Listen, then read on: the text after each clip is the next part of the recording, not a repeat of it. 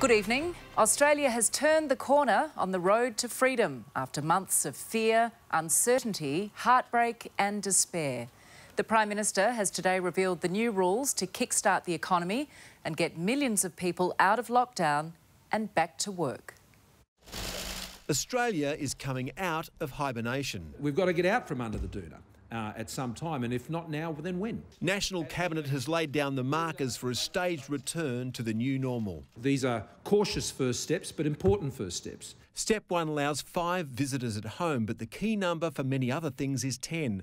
For public gatherings, for customers in cafes and restaurants, for friends and family at weddings. But funerals can have 30 mourners. Some local and regional travel begins, pools and playgrounds reopen, and all children return to childcare centres, primary and secondary schools. We want to keep it gentle and careful. Step 1 is tentative baby steps into normalisation. As health experts watch for outbreaks. So that if things do break out, if we've only got gatherings of 10, that means much less potential for transmission. 4 weeks on in Step 2, the key number rises to 20 for gatherings at home, in business and public places, cafes and restaurants, in cinemas, galleries, theatres, in worship and to weddings. But you can have 50 mourners at funerals. Caravan parks and camping grounds reopen, beauty therapy returns along with massage and tattoo parlours, but all must record client contact details and some interstate travel begins. The path out is not risk-free. Outbreaks are going to happen. All premiers and chief ministers understand that. And so it's how you respond to them. In Step 3, the magic number rises to 100, allowing food courts to reopen, along with pubs, clubs, bars and nightclubs. Workers return to the workplace, all while keeping 1.5 metres apart, and the borders might open for flights to New Zealand. The national scorecard will be checked before taking each step. But we cannot allow our fear of going backwards from stopping us from going forwards. The states are moving at very different paces. And we'll cut and paste out of this plan to suit their local circumstances. Western Australia already allows gatherings of 10. South Australia isn't far behind. 5 can gather in Queensland, 2 visitors are allowed in New South Wales and Tasmania, while social visits are banned in Victoria. And in the Northern Territory, the beer will start flowing in pubs in a week. There you go. No government wants to start the journey out of lockdown only to be forced back in, and that means accepting risk. So I think it is important that we all hold our nerve. It will be a nervous march through winter to a new normal by spring. Let's go live now to Nine's political editor Chris Uhlmann. And Chris, the PM is keen to get things moving, but ultimately the power lies with the states. Yes, it does, Georgie. Scott Morrison wants to get the country back to work as swiftly and as safely as he can. And he's also made it abundantly clear that unwinding restrictions is a risk.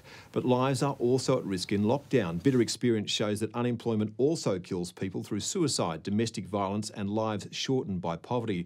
So if Treasury is right, this 3-step plan could see 851,000 jobs restored nationally. That's 280,000 jobs in New South Wales alone by July. That will save lives and livelihoods. But Georgie, the Commonwealth cannot force the states to move any faster than they are prepared to go. Indeed, Chris Uhlmann, thank you. Reporter Chris O'Keefe joins me now from North Sydney. And Chris, are we any closer to knowing when Sydney will reopen? Well, Gladys Berejiklian hasn't made up her mind yet, Georgie. The Premier is still weighing up what restrictions to lift and when. But business needs certainty. This pub here at North Sydney would usually be packed on a Friday night. And the simple truth is the Australian economy cannot recover until Sydney reopens. The future of Matt Clifton's restaurants were in Scott Morrison's hands. Small cafes and restaurants reopening. A brief moment of relief, only to realise his business remains shut until the Premier makes up her mind. Either the doors open or we hit a wall. I mean, we can't sit around forever. There's still rent, there's still outgoings. My pockets don't go forever. Matt and 500,000 other hospitality staff in Sydney just want an answer. Staffing as well, not having answers there, not being able to provide any sort of support for those guys. And not to mention, I guess, the business can only survive for a certain amount of time. The PM's push for stage 1, which includes opening cafes and restaurants, saw the premiers of Queensland, Victoria and South Australia immediately provide some clarity. Step 1 will be starting Saturday week. Instead, Gladys Berejiklian was laying low. What she said this morning leaves it all up in the air. You can't just make a decision and then implement it automatically.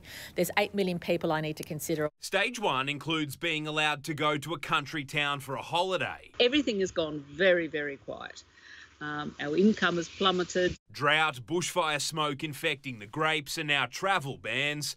Drawcards like Borrowdale Estate in Orange are clinging on. I see for us a slower start, not an instant return to busy times, but it's a step in the right direction. While Scott Morrison is hoping for a schooner by July, pubs and clubs will remain closed for now. We've got approximately 200 employees here at West Ashfield. Seeing the heartache that they're going through has been really difficult. Clubs like West Ashfield fear not all of them can wait until July. 40% across the state are facing ruin.